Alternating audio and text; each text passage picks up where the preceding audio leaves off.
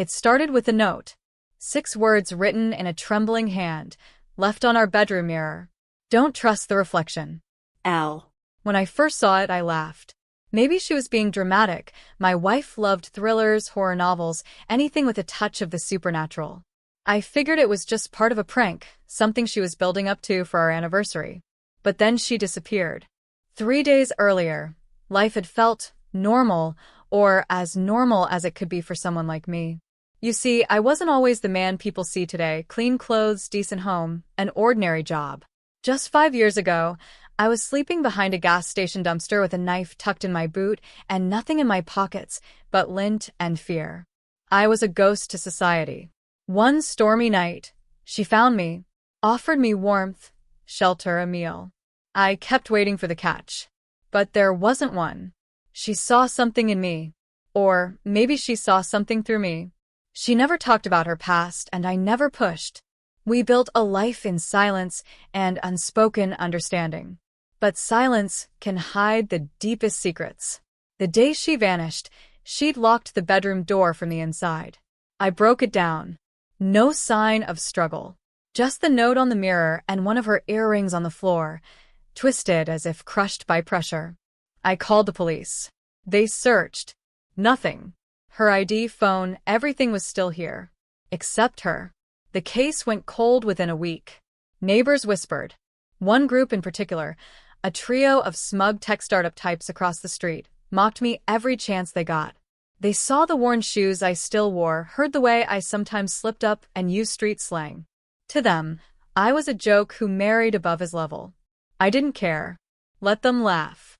What they didn't know was that my wife left me more than a note. The first strange thing happened a day later.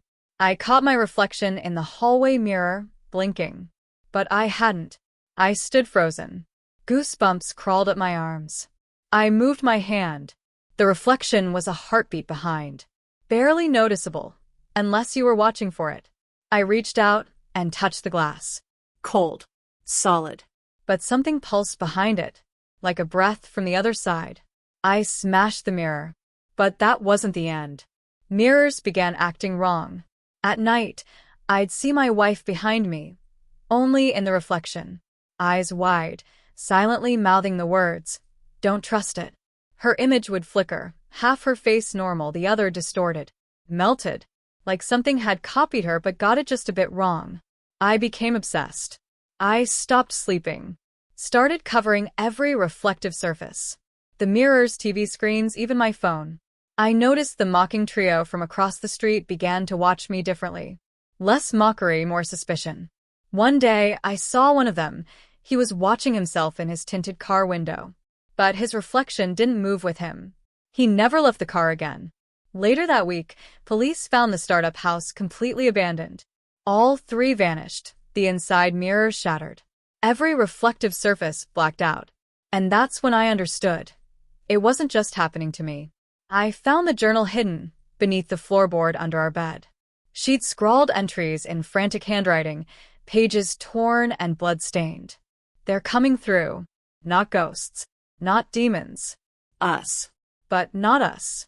They watch from behind. Mirrors are their doors. They call it the reflective plane. It mimics, learns, replaces. I think it already got someone we know. I tried to close it, but I think it followed me back. If I disappear, burn every mirror. And never trust the reflection. I wasn't just paranoid. She'd been fighting something I couldn't see, something that wanted to be us. That night, I followed her final clue, an old mirror buried behind the shed. Cracked, its surface covered with sigils I didn't recognize. As I brushed off the dirt, I saw something in the glass. Her face, whispering. Trapped. She wasn't gone. She was taken. Here's where the twist begins. The house we lived in? She inherited it from someone she never named. But beneath it, I found a hidden basement, behind a false wall. And inside that, a vault. Not filled with money. Worse. Filled with reflections. Hundreds of polished glass panes with people inside them. Some cried.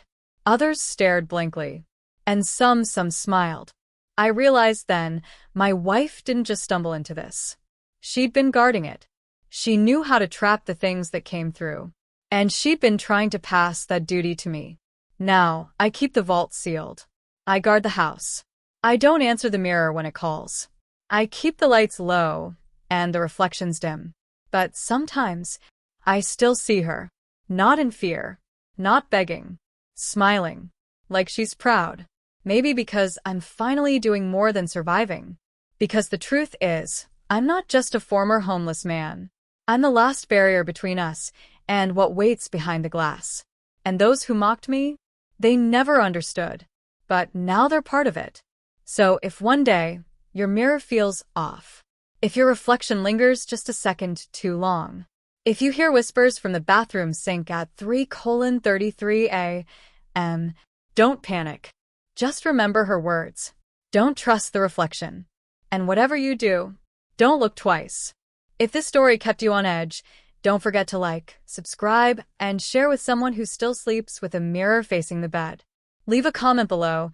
Have you ever seen your reflection do something wrong?